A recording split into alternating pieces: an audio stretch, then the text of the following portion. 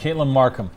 She would have turned 27 tomorrow, and the young artist disappeared from her home 5 years ago. Her remains later found at a dump site. There is still a $100,000 reward. 3 police agencies have been in on this investigation. Local 12's Deb Dixon shows us what has and what has not changed.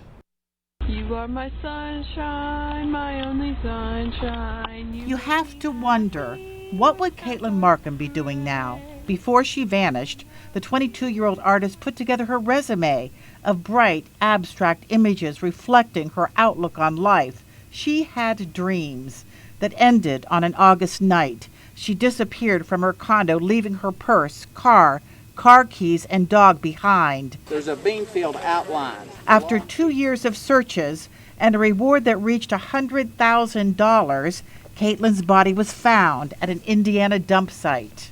Her skull, her head was in a plastic grocery bag. Then last year, Katelyn's father called out the Butler County Sheriff, asking his department to take over the investigation from Fairfield and Indiana State Police. There is evidence out there. There are things to be found. The blood evidence he talked about has been tested. Local 12's learned it came from the back seat of a car and is not Katelyn's. A statement from the Butler County Sheriff's Office simply says it's reviewed the files and will continue to follow any leads. Former cold case detective Frank Smith's team is doing its own work and sharing it with the Sheriff's Office. Just a few minutes ago, I'm here in Fairfield where Katelyn lived. I talked to her father about another birthday without Katelyn and without knowing who killed her, and about his hopes for a documentary on her life and death that's showing at the Showcase Cinema tomorrow night in Springdale. This time of year is never easy. But as far as where she would be, it's a heartbreak to think what talent has been squashed and the things that she would be doing, not could be doing, would be doing. She would have been, she would have some amazing art and a fantastic career, and loving every minute of it. The showing of the documentary on her life and her death taken too soon, you see this as a tribute. The premiere is tomorrow, and this is a gift for Katelyn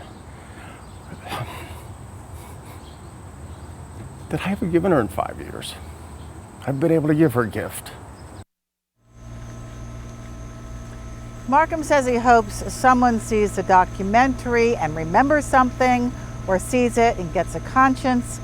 A victim advocate in Florida paid for the production and also paid for part of the $100,000 reward.